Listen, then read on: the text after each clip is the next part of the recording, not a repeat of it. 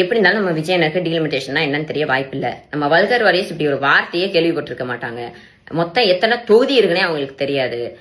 இப்போ வரைக்கும் எம்பி வந்து 543 எம்பி இருக்காங்க. இது 550 வரைக்கும் கொண்டு போலான்னு நம்ம கான்ஸ்டிடியூஷன் சொல்லுதுங்க.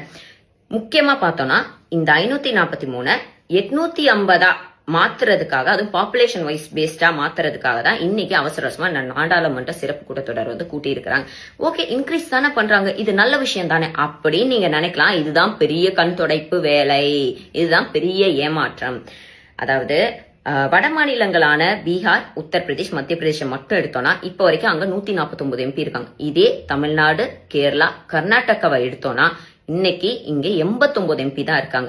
ரேஷியோ வைஸ் பார்த்தோம்னா இங்க ஒரு எம்பினா அங்க 1.41 எம்பி, அதாவது 1.5 எம்பி சதவீதம் இருக்கிறாங்க. இப்ப இதை இன்க்ரீஸ் பண்ணாங்கன்னா நம்ம 3 ஸ்டேட்டுக்கு ஒரு 110 எம்பியும் அவங்களுக்கு 250